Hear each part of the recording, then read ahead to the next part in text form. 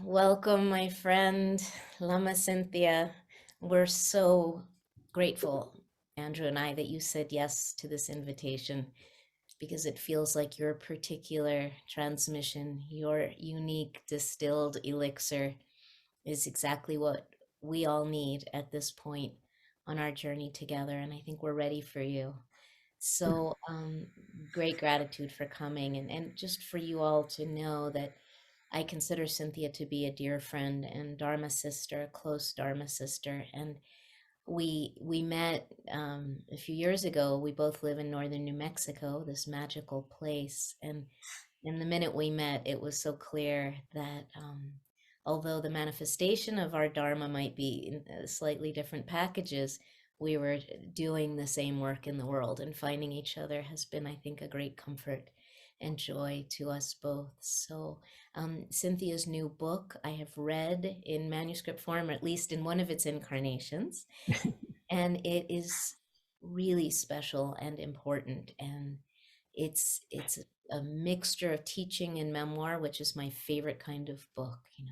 The great adventure story that I hope she'll tell us a little bit of today, with the unique her unique take on the earth, the aliveness of the earth and the sacredness of the earth, which is her driving inspiration, and therefore is what she inspires the rest of us with. So I could go on and on, and I better stop. Thank you, Cynthia. Great to have you. I know Andrew wanted to welcome you as well. Mm. Couldn't have said it more beautifully than Mirabai. Mm. But I just wanted to tell you that you remind me of two lines of Kabir that I love. And they are, when the bride kisses his lips, all the guests fade away. And what I find in your presence, and I've always found this in your presence, is a very great purity of intention, a very deep love propelling you at the most fundamental level. And I just want to honor that above all, because it has led you to such a unique life and a unique witness as an empowered woman on her own, following her own unique calling. And I don't know of anyone who has done it in any of the ways that you have done it. You have forged your own path, a new path, and from it you've brought great treasures to us. But most of all, you've brought yourself.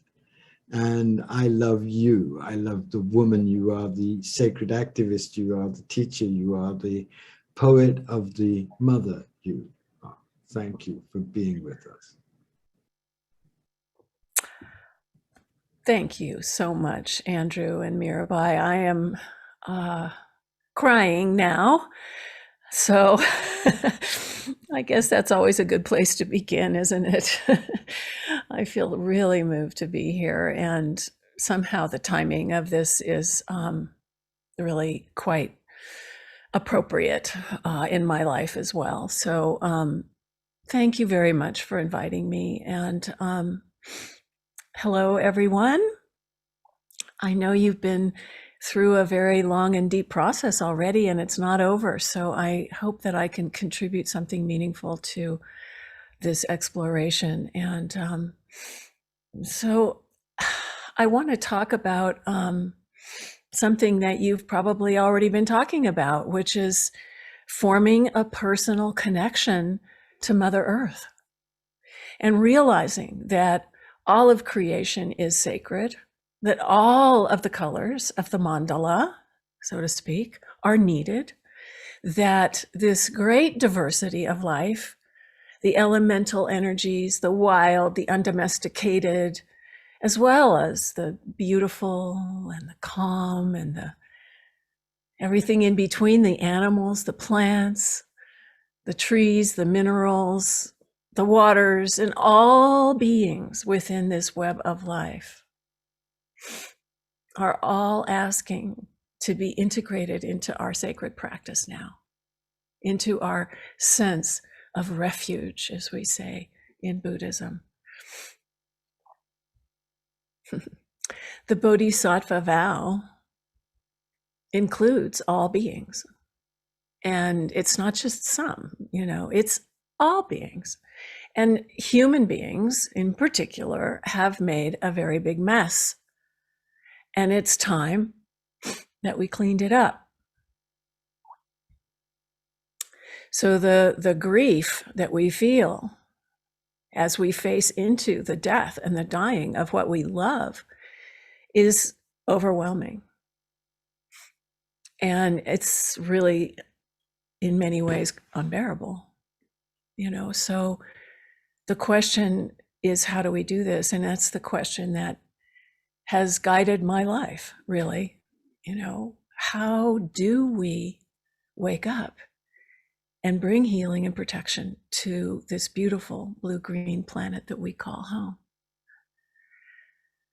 So I'm going to jump around and tell some stories and also share a little meditation with you, I think, at the end. But I like to say that if the elements of global change are like a recipe, then one of the primary ingredients is the awakened feminine. If we want to bring that balance and healing back to the earth in these times, we need to form a relationship with her. And we need to call on her. And when we do, we can discover that she's here. She's right here with us, in us. Because we're not separate from Gaia. But she has been incredibly neglected and abused, just like so many of us. And there's work to do to restore balance and harmony within the web of life. You know what I mean?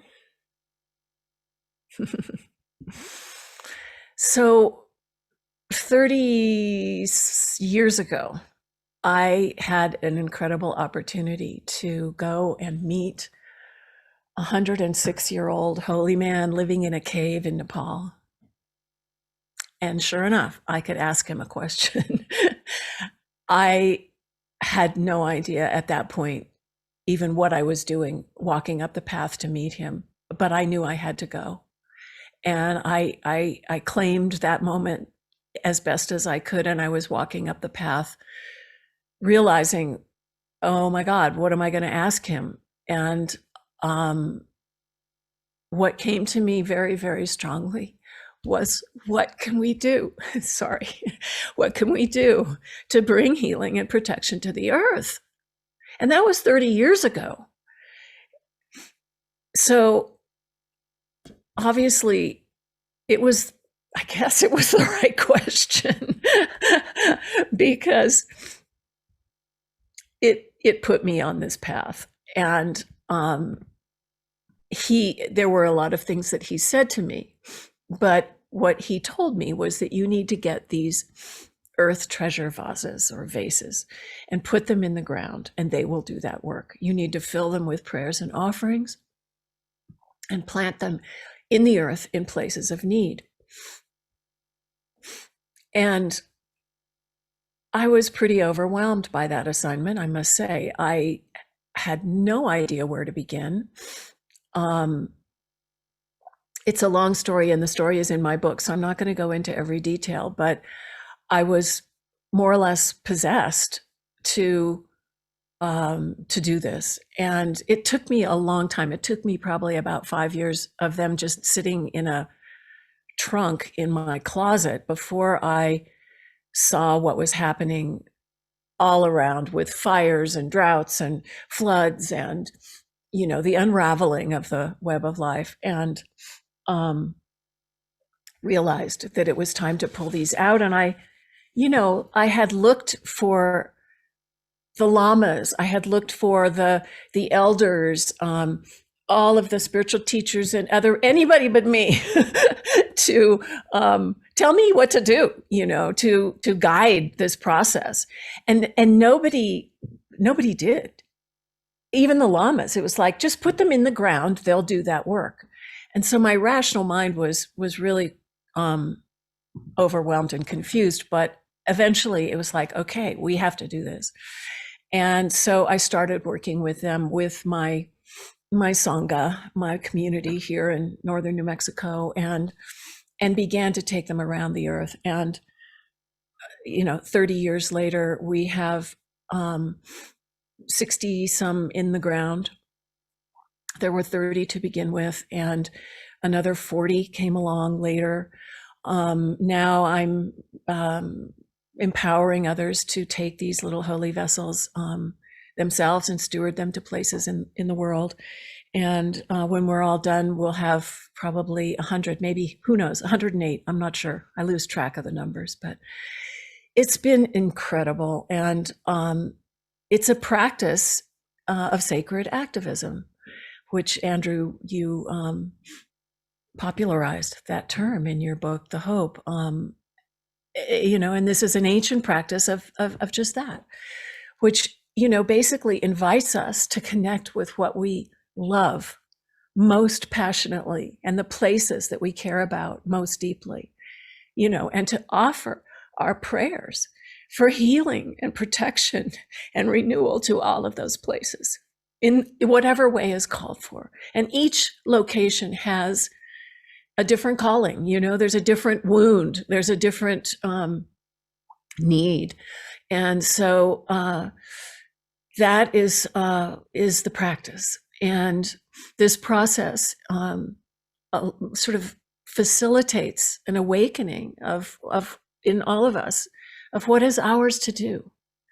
And in that process, we see ourselves as holy vessels, because there's the little clay pot filled with prayers and offerings, but there's also our own deep calling, that has put that little clay pot in our hands. And so we need to learn, and we do, how to be a holy vessel. And we come to know that our bodies are not separate from Gaia, and her suffering is our suffering. And when we heal ourselves, we are healing her. So just let me keep going here, because intention is just another word for prayer. And many of us, maybe not all of you mystics, but a lot of us are somewhat allergic to religious or spiritual language sometimes. So if you can think about intention as prayer, and the practice being to cultivate our conscious intentions for the healing of our world. And this is to, in a sense, fertilize the ground, so that the fruit can ripen of the fruit of our prayers, the fruit of our intentions. And when that happens, when that starts to happen, our heartfelt intentions, prayers, start kind of showing up like synchronicities. The signs appear, the breadcrumbs lead us where we're supposed to go, and we align with our with what we love the most, and our prayers are turned into action. And this is the great opportunity that we have to live in this kind of way, where the action of our lives comes from this sort of ease when we are aligned with our true nature, which is her nature. When we live our lives in relationship to Gaia, we receive support from the turning of the seasons, from the sap rising and the flowers blossoming and the fruit ripening and the leaves falling. When it's cold and we turn in, or when it's warm and we stay out late, we listen to the wind and the birds singing right at the moment when we just needed to hear that. And we learn to pay attention to these messages. And when we do, we wake up within this web of life.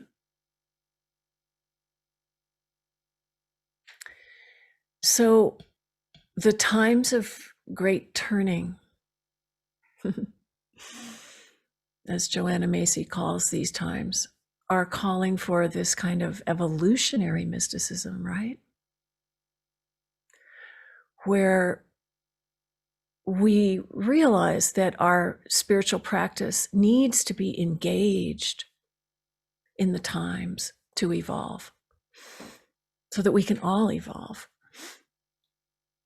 And we're so overwhelmed that we have to look to our meditations and our dreams and create the conditions to be contemporary mystic visionaries, because we each have something to contribute to this great turning, to this great healing and restoration of our relationship to Gaia. Forming a mystical connection to something larger than ourselves helps us to transform our limited human nature, selfish human nature, and access a vision and creativity that the world needs. And that's what I've learned, to do through these little earth treasure vases, because I didn't know where to take them. I didn't know how to carry them out, how to go to Africa with the practice from a lama in a cave in Nepal, or Australia into the outback or Aboriginal culture, or into some of the most poisoned places of the earth. How do we do this? Just trust in something larger and put one foot in front of the next, and follow those breadcrumbs. But it hasn't been easy, because this practice has demanded, like Thich Nhat Hanh, who is one of my great teachers, has said, don't close your eyes before suffering. And the earth is suffering. So we remember that death and destruction is part of birthing new life. And our grief and our suffering are the catalysts to an opening that leads to a larger awareness and a profound healing that comes from facing into that. It takes real courage to do this. And I'm sure you know what I mean by that. And it's really, really easy in these times to spiral into our grief and our depression. And yet, there is something so beautiful and mysterious about what's happening within the collective fabric of life on Earth right now that is tremendously uplifting and promising, because we are waking up. But we can't, see this great mystery and our part in it if we're locked into the old system.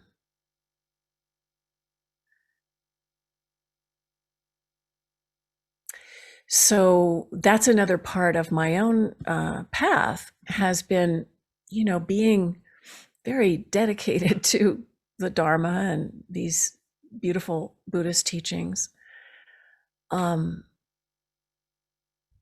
But there's a lot of ways in which some of those teachings are really outdated. And I struggled with that. I wanted the feminine. I wanted the connection to the earth. And it was really, the mind and this transcendent experience that the practices were pointing to, that is a useful tool, but is not the whole picture. But one of the beauties, I must say, of the Buddhist tradition is that wherever the teachings have gone over the years and the centuries that it has been alive, every culture that it's gone into, it's evolved. The teachings have changed. And that is happening today with this new turning of the wheel. The Dharma teachings are called the path of the Dharma is called the Dharma wheel. And the Buddha put those Dharma teachings into practice when he turned the wheel of the Dharma for the first time. And this wheel has turned again and again. And I think it's turning again today, as we realize that the earth is our greatest teacher. And it's important to remember that the Buddha, at his moment of awakening, touched the earth. He summoned the earth, sitting under this great tree, and his gesture in that moment was to touch the earth, to witness his awakening, which I think is amazing. It's the only story like that in all of the spiritual traditions, where the earth plays such a role. And so we remember that just like the Buddha, each of us can connect with our own ground of being, our true nature. And I mean nature. That vast source of wisdom that is embodied in the web of life in all its beautiful diversity. And so we too can take our seat, the seat of our awakening on Mother Earth, just like the Buddha. This is where we become sovereign over our reactive patterns, our conditioning that keeps us locked into samsara, the cyclic existence, and part of that old system that's not working anymore. We got to wake up from that. We have to find a new way. And so we take our seat upon Mother Earth. And we connect with this incredible nature that we are a part of. And then, Thich Nhat Hanh talks about interbeing, that quality of connectedness to everything. And we see our attachment to our sense of self, our little, I, me, mine that keeps us so limited and so destructive in our selfishness as human beings. We open to something so much larger.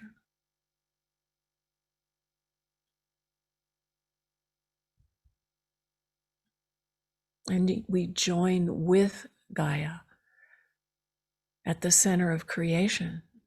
And I really feel she's asking this of us. She's asking us to do this now. She's shaking. She's thundering. She's on fire. She's reverberating like a bell right now in our lifetimes.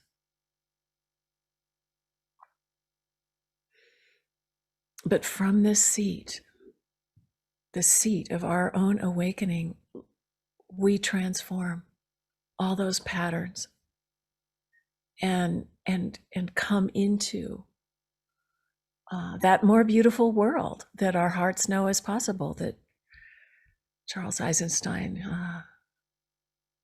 invited us into.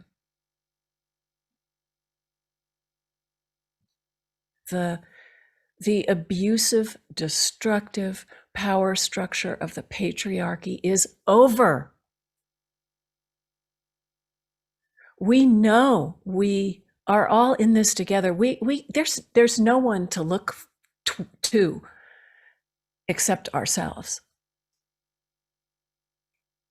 The world situation is dire. There's more and more climate change. It's more and more severe, and it's being ignored more and more. The global pandemic, the social injustice, violent unrest, authoritarianism, greed of the few, these huge gaps, this devastating war, looming possibility of nuclear weapons being utilized. I mean, this is insanity. So come back to our true self and that interbeing, that sense of connection to Gaia. We can see that she's asking us to wake up and serve life and live in peace. And that, as Thich Nhat Hanh said, the next Buddha will be a Sangha. This is a time for collective awakening. It's not going to happen. Not one person it's all of us together. It's going to take all of us together. But the incredible thing is, as vessels, we each have a gift. We each have a voice. We each have an offering that is uniquely ours as one little facet of that whole beautiful web of life that will contribute to the healing of the earth and the awakening that we are undergoing in this evolutionary moment.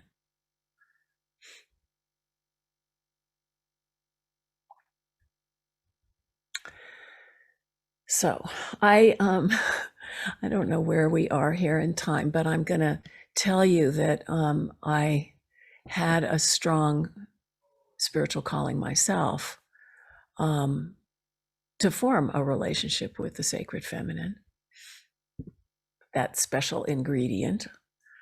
And as a woman, I have needed a feminine guide, a compassionate feminine guide to put my faith in, whose commitment, like they say in the text, is like a mother to her only child, to feel that. And I was, as much as I adore the Dharma, and I do, and I'm steeped and deeply practiced in it, there was an unmet need for a grounded, embodied, feminine spiritual experience to bring healing to the abuse that I had suffered and also saw mirrored in what was happening to the earth. So there was a point where I went through my own dark night of the soul, grappling with this. It was like, how can I find this inside of that system that is governed by these patriarchal structures that are abusive, that in spite of what they say on the surface, underneath, there's a lot of messages that say the earth, for example, is lesser than some deity, some Buddhist ideal. And we can, now there's so much to say about all of that, but eventually, because I didn't really want to throw away the teachings because they're beautiful, but eventually I realized that the time of the guru is over. It's an unsustainable relationship. And it's fraught with problems for us today. And that the earth is an embodiment of what we call the three jewels, which is what we take refuge in the Dharma. The three jewels are the Buddha, or the teacher, the Dharma, or the teachings, and the Sangha, which is the community. And the more I went into this practice with the treasure vases and formed this connection to the earth, the more I realized that the teacher and the teachings and the community are all embodied beautifully within the web of life on earth. And there's nowhere else to look for inspiration or guidance. And so I I had a long-term relationship with Tara. You may be familiar with her. Awakened feminine version of compassion in action, Green Tara. And she was a good friend. She accompanied me a long time on the path. And yet I was still yearning for Gaia, you know, and then it was, what happened was that Tara began to evolve. It felt like she was giving me this gift, that Tara was allowing herself to evolve into an embodiment of Gaia. And I admitted that my love and my devotion is with and for Gaia. And now I take refuge in the earth. And it was the earth herself who literally pushed me over the edge to bring me to the place where I would bring this new practice of Tara Gaia, as I call her now, forward. And literally, I was in Nepal, returning to the cave where I met the old Lama who gave me the treasure vases. This was in 2018.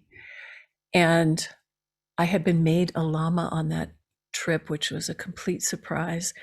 And I was grappling with my own path now as a Lama, but as a Lama who was not engaged in the traditional way in that lineage anymore. And it was the last day of having walked 120 miles over a whole bunch of Nepal, and the rain had come and the path was slippery, and I fell over the edge, and I tumbled head over heels. I left my body because I opened my eyes and I went, oh my God, there's nothing stopping me. It was thousands of feet to the bottom of the ravine. And I thought that was it. And then I came to a stop spread eagled on the side of the mountain, and I don't know I didn't at the time know what stopped me, but I know now that it was the earth.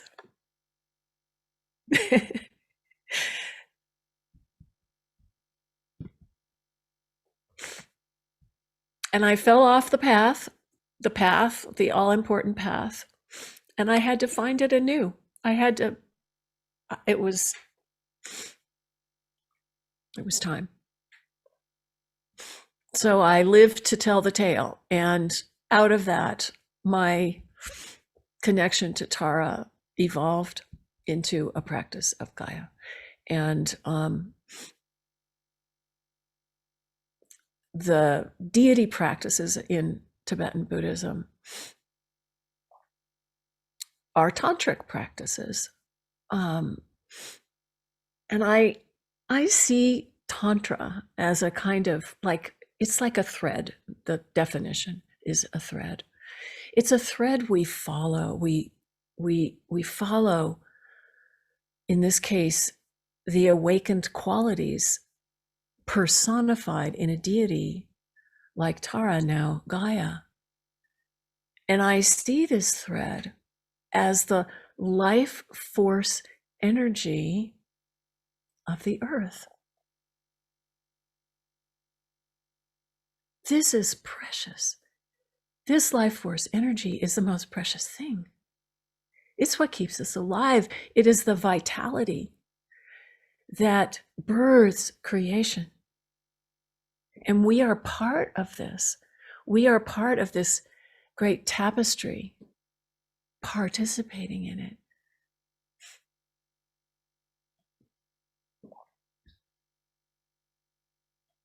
So I received a mantra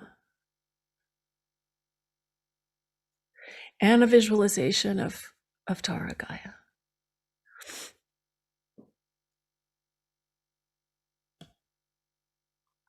And as we do in these tantric practices, we recite a visualization, and we make offerings, and we do this mantra. And in that process, we learn to identify with her. And she becomes a spiritual support to us that we can rely on. We are her ally, and she's ours in this case. And eventually, the self-clinging little me that I always refer to, and that so do you, that part of us that is insidious about our identification with a sense of self, eventually, through a practice like this, that falls away because we're not focused on it all the time. And we experience oneness with something, as I say, so much larger than ourselves. It's important that we realize that when we talk about deities in Buddhism, these are not separate from us. They're not like a god or a goddess out there that we have to believe in, but they're actually just aspects of our own enlightened nature that are personified in forms such as Tara or Chenrezig, Bodhisattva of compassion, Manjushri, Bodhisattva of wisdom. These are personifications of qualities that we want to bring into ourselves. And so we imagine them out there in this form, and then through meditation, we integrate with them. And soon we realize that those qualities are part of our own nature as well. They're called deities because they're exalted, these qualities. We want to make them conscious so that we can live in a wise way with compassion for all beings.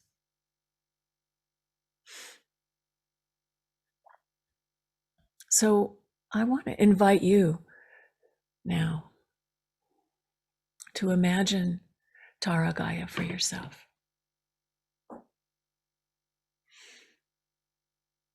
I have my own experience, and I do teach a practice of Tara Gaia that is based on that. But I'm curious about how she appears to others because we each see her and feel her differently. And I want to know how she manifests for you. What is your connection to the web of life?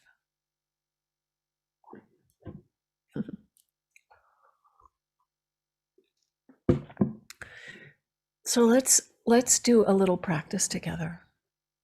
I'd love to invite you into a little meditation, and also to share the mantra of Tara of Gaia with you. So let's just take a couple breaths right now. Let all of that go where it goes. I'm wondering if I can see all of you if I put you on gallery view. Yes, thank you. I like to see you. Hi. Who I'm in the room with. Thank you so much for coming, for being here, for hearing all of this, for receiving it, taking it in. Yeah, thank you. Oh, everybody coming into view. I see you have your hand up, Martha, and I want to answer questions, but after the meditation, if that's okay. Yeah, okay, great. All right. Well, so I have a bell here, and I thought we could just take a few breaths to feel that life force energy of Gaia, of the planet that is coming in and going out every moment of our life. This prana, connecting when we breathe with awareness, we connect the body and the mind and bring ourselves into alignment in the present moment. And we bring ourselves back over and over through each breath. It's so simple and so profound. So I'll start with some verses of refuge that I wrote, and we'll start even before that with the sound of the bell, just to drop in.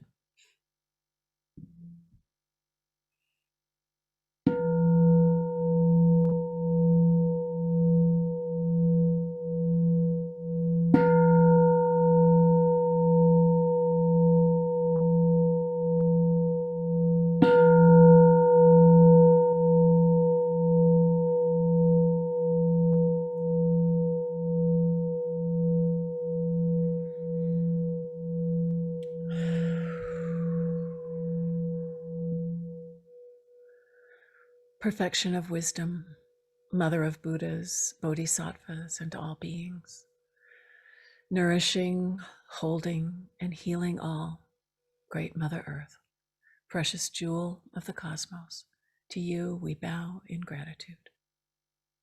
We take refuge in the earth as our teacher, the one who shows us the way in this life. We take refuge in the earth as an expression of the dharma, the teachings of interbeing, understanding, and love.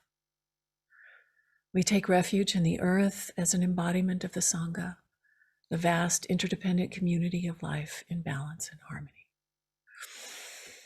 Living within the web of life on earth, we dedicate ourselves to embodying awakened awareness on the path of healing in service to all beings. We dedicate our lives to realizing our oneness with Gaia.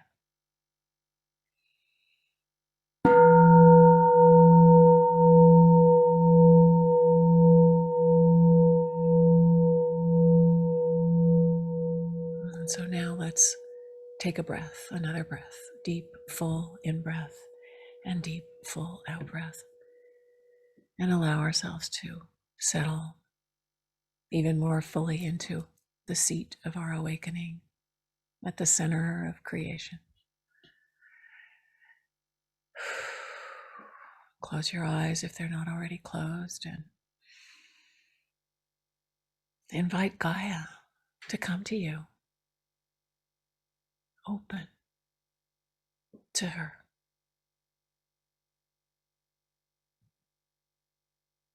Call on her.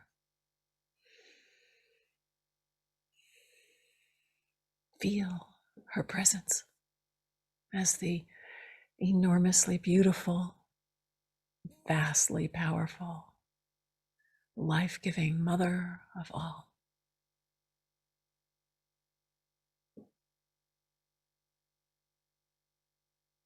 Sense her in front, in back, above, below, and all around.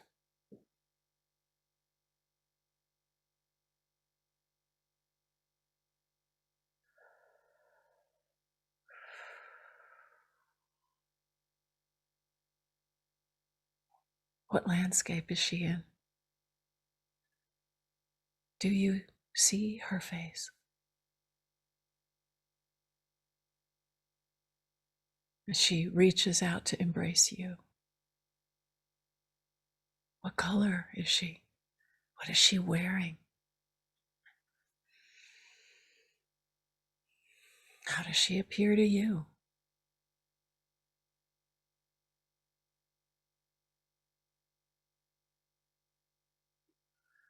Perhaps she's peaceful and calm. like a quiet pool or a gentle flowing river. Or maybe she shows you how fierce and tempestuous she can be, like a hurricane or a volcano.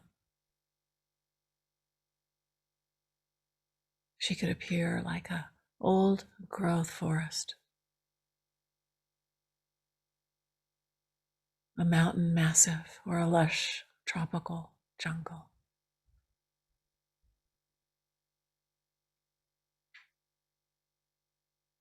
Or maybe a flowering, fertile garden, or a raging forest fire.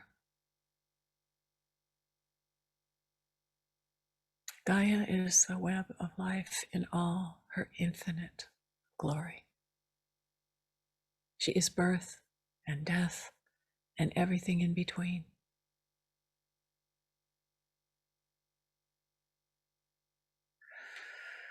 Oh, please breathe into your heart and open to sense her all around you.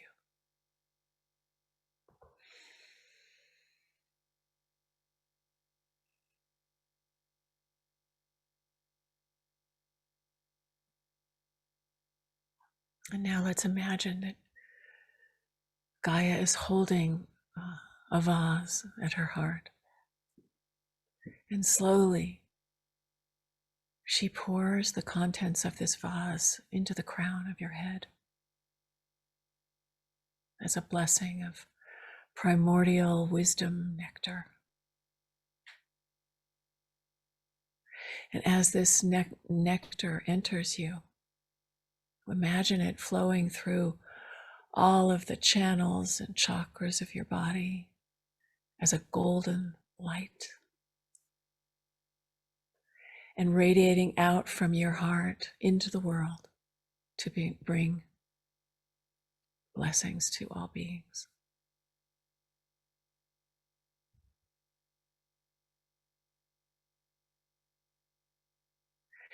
And we can imagine this light flowing out from our heart as we now recite the mantra, flowing out into the body of the earth, sending these blessings through all the meridians and song lines of the body of the earth herself, carrying our love and healing intentions wherever it is needed, in whatever form it is needed. Om Gaia Mandala Siddhi Pala Brahm Ah. Oh, Mother Earth, mandala of life, may your spiritual powers be realized. Om Gaia Mandala Siddhi Pala Brahma. Om Gaia Mandala Siddhi Pala Brahma. Om Gaia Mandala Siddhi Pala Brahma. Om Gaia Mandala Siddhi Pala Brahma. Om Gaia Mandala Siddhi Pala Brahma. Om Gaia Mandala Siddhi Pala Brahma. Om Gaia Mandala Siddhi Pala Brahma. Om Gaia Mandala Siddhi Pala Brahma. And the song of the mantra, if I can. Om Gaia Mandala Siddhi Pala Brahma. Om Gaia Mandala Siddhi Pala Brahma. Om Gaia Mandala Siddhi Pala Brahma. Om Gaia Mandala Siddhi Pala Brahma.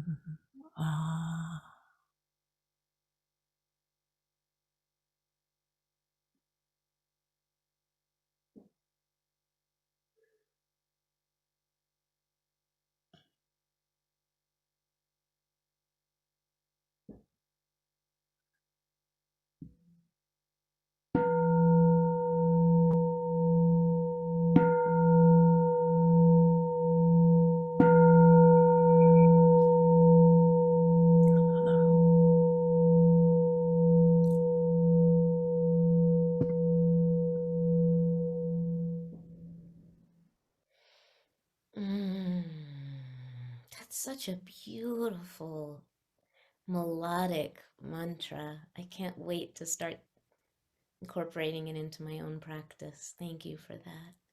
Mhm. Thank you for this beautiful teaching. So I have 1,000 questions, and I think our folks here do too. So um, maybe I will defer, and if there's space, I'll and the questions haven't been addressed, I will jump in. Andrew, before we open it up, is there anything you'd like to ask or say? Thank you, Cynthia.